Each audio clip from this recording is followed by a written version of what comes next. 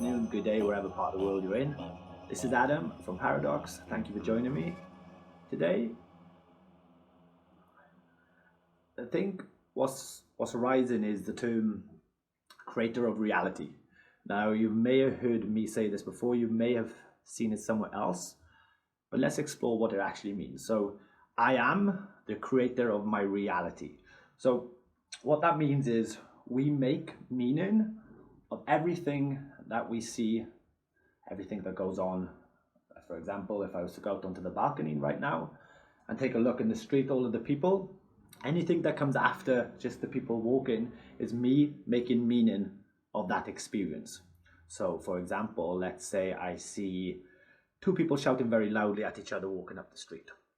Now, the next thing that the mind will do is judge the situation, and then I will create, from that judgment, I will create my experience. So, whoa, that doesn't look so good. Oh, are they okay? Are they okay? So, an absolute mind read. In that moment, I've absolutely assumed that what is going on there, that somebody's not okay. Are they okay or are they okay? We have something called filters, and these filters are like programs that run. So, we absorb information through our five senses. So, through sight, touch, taste, smelling, and hearing. Then that information goes through filters. So our filters are exactly that, they are filters. So the experience that we are at in the moment is judged, is interpreted, is translated via our filters. So our filters are made up of beliefs, past, future, values, what do I value as a human, my decisions I've made in the past. So if I did something right or if I did something wrong, that would affect how I create my reality in this moment now. So let's go back to the example of the two people walking up the street.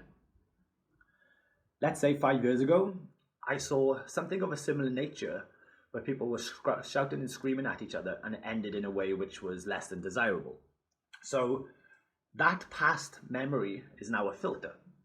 So when I go out onto the balcony and I see two people shouting again, that past filter begins to run. So the energy runs through that filter, and that then changes how I see what is going on. Because in actual fact, isn't it just two people walking up the street shouting and screaming at each other? They could be having a really, really, really good time. But the filter from my past makes it feel like it's a different way. Now, somebody else could go out onto the balcony and have a totally different experience. Totally different. They could go out onto the balcony and they could see these two people shouting and screaming, but yeah, they go, hey, look at those two. They're a little bit loud, but they seem like they're having fun. So how in this moment, if we're both looking at exactly the same thing, is it different? How does it feel different to us? It's because of these filters. These filters are running consciously, subconsciously, and it's so fast, super. It's the most incredible, most remarkable computer there is on this planet. There's nothing that touches it. So the difference is the filters. So we have person with a past filter that is dictating how that person is experiencing the experience in the moment now. These filters are constantly running, and information is constantly being recorded through these five senses, recorded and then programmed. If we do certain things or do certain experiences for a certain duration or a certain amount, they will then become a program that will then create an habitual loop. So our filters are how we create reality. So for example, if we was to remove the filter of the past, when those two people were arguing, it ended badly, and I walked out onto the balcony and I see these two people, if that past experience wasn't present, would the situation be different? Yes, of course so. It would be totally different. I would not be feeling and experiencing the level of intensity I am feeling, because past wasn't something on the agenda. The creator of reality. Now, how do we tie this into suffering? So suffering is man-made. I say this with the biggest heart, and sometimes I cannot help but have a cheeky smile when I feel that somebody is so stuck in suffering that I can't do it. Yeah, I find that I sometimes get a little bit of a giggle because it really doesn't have to be that way. It really, really, really doesn't have to be that way. Suffering is optional and suffering is created. For example, I'm sat here in the living room with nothing going on, and I'm going to link you up to a gentleman called Dave Weller. Dave, I've known for many, many, many, many years. He's an absolute legend, and I'm very thankful for him sharing his expression with me so many years ago, and still to this day, that has brought me to this moment. His expression has allowed me to be able to express myself. So I'm going to link you up. Please check him out. He's awesome. So he always says that, right, you sat in the living room. You sat in the living room where nothing is going on. Okay, so I'm sat in the living room, sat on the sofa, and suffering is happening. So what's going on in this dynamic? Am I jumping in time, going back to the past, and then reliving that situation, like actual time hopping? It's a possibility, you know. Or am I creating this explosion of thoughts in the moment, sat on the sofa, doing nothing, and these explosion of thoughts show up, I engage, and then that's what creates my reality of suffering. But I'm sat in a room where nothing is going on.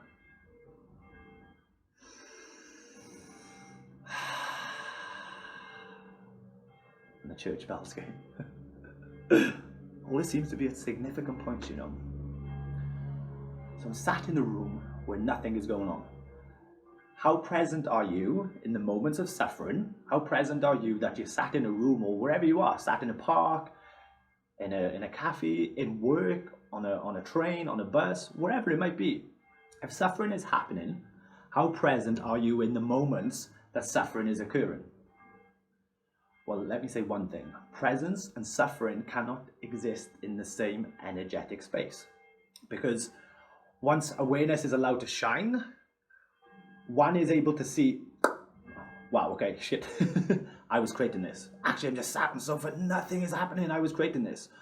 That is the term, I am the creator of my reality. It happens very fast, like I mentioned before, so it's not to say that we want to suffer, because if I ask anybody, do you want to suffer? The usual answer is no. But innocently, we don't know that we are creating the suffering in the first place. We are the creators of our reality. So imagine it to be like, remember paint by numbers? So painting by numbers, do you ever do that as a child or as an adult? You have a blank canvas, and on this canvas, you have all these outlines, like a hologram. And we as creators get to color whatever spaces we feel necessary to color them whatever color we want. So for example, if 2 people, 3 people, 4 people, 5 people, 6, 9 people, we're all coloring the same color by numbers, do you think that they would all be identical? Well, they wouldn't be, I don't think, because everybody is different. Everybody has a unique expression. So everybody is creating something different, but everybody is the creator of the color by numbers. So we're creating that. So we take a step back and we're able to see that, whoa, okay, so there's an element of me where I was creating this suffering. How to stop? That's the crucial question.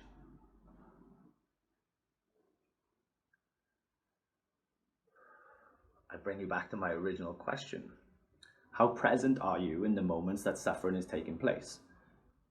How would you feel if you and I were to have a conversation and we were able to explore this dynamic, and quite clearly you were able to see in the moment that you were creating this suffering, you are creating it all? How would that resonate with you? How does that make you feel right now if I say that you are creating your reality in totality? So that means if you're suffering, you are creating your own suffering. This is the key to the freedom. Knowing that we are the creators of what we experience allows us to change the experience itself. Until we change the way we look at it, things we look at will not change. It's a famous quote from somewhere. I'm the creator of my reality. I'm the creator of what I experience. Take back your control. Take back your control. It is not. I often hear people feeling this, that they fall into this hopeless loop of, I can't get out of what is going on at the moment. It's going to be like this forever. Well, let me tell you, with that current belief, of course it's going to be that way forever. Because do you know why? Because you're creating your reality based on that current belief system. So if I was to say, in this moment, right now, nowhere else, just here, right now with me, you and I, can you sense the feeling that I am creating my reality?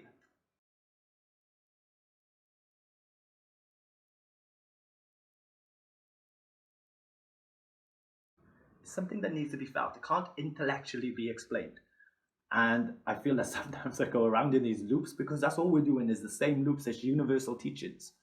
We're going to go around in the same loops, different metaphors, different information, and then what one will start to discover is awareness starts to kick in. Something starts to happen. What you once saw before is not how you see it now. So once you learn or remember that I am this soul which creates this reality, wow, that gives you your keys right back. That gives you your keys to the freedom, because every moment, every moment that we suffer is self-created. Contemplate this. Every moment that we suffer is self-generated. I am the creator of my reality. So, who is the creator of your reality? I asked that question to you. Explore it now.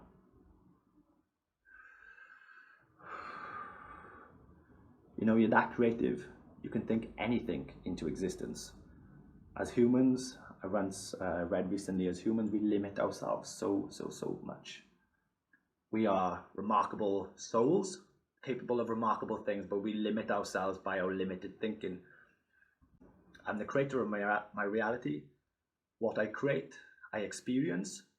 So just be mindless of what the dynamic is going on and be aware. I'm the creator of my reality. I experience what I create always.